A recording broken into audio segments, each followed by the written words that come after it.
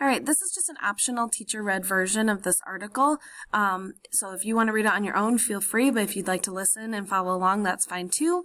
We're going to go ahead and get started. So it says, Why America Should Use the Metric System by Deborah Diane.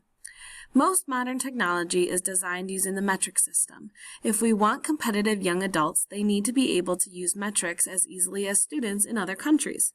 Students in the United States are frequently criticized because our country lags behind other countries in math scores. However, we set our children up for failure because our country obstinately refuses to learn the metric system. We are the last developed country in the world to still insist in using our own system of quarts, gallons, feet, miles, etc. Nearly all the other countries in the world, even very small, poor countries, use the metric system. Compared to the system we use, there are very few metric system problems. On the other hand, how many people know how many feet or yards are in a mile? In the rest of the world, any school child can tell you that there are 1,000 meters in a kilometer. The math metric system was originally adopted in France in 1791 and has been recognized as the international standard of measurement since the 1960s.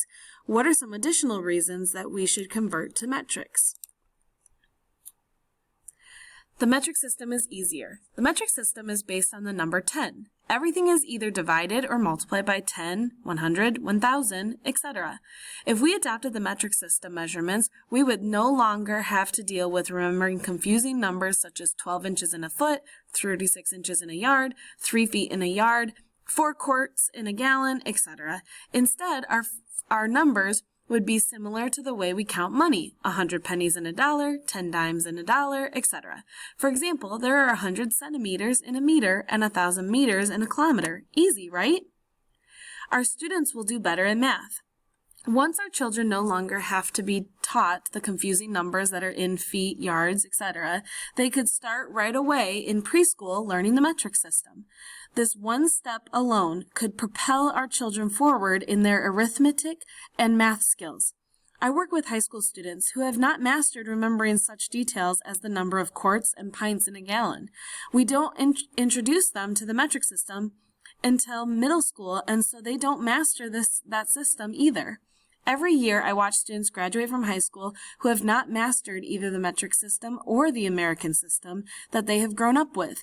It is such a shame that we have not spent those years learning the metric system. Science, medicine, engineering, the military, and industry are already metric. Sooner or later, most American students have to learn at least part of the metric system measurements in order to work in a variety of fields.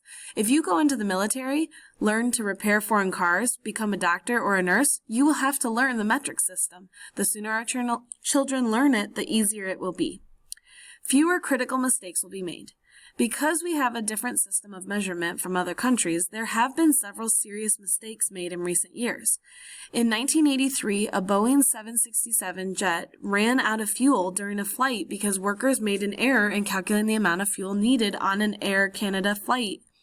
In 1999, NASA lost a Mars orbiter because one engineer team used the metric system and another used our traditional American system of measure. Some medical errors in the United States are also attributed to the disparity in different types of measurement. We've already started the process. Every time you buy a 2-liter bottle of soda, you can see that it does not confuse you. Who tries to convert their 2-liter bottle of quarts to figure out how many quarts of soda they are buying? Everyone just accepts that they are purchasing 2 liters of soda. When you purchase medications, the standard unit of measure is often milligrams. Have you ever asked the doctor to convert it to a different standard of measure? Once Americans come to accept metric system measurements, our students will do better in school, our international math scores will increase, and fewer errors would be made in industry and science. It's a win-win situation for everyone. Please don't forget to answer the Google form questions on the grid that goes along with this article.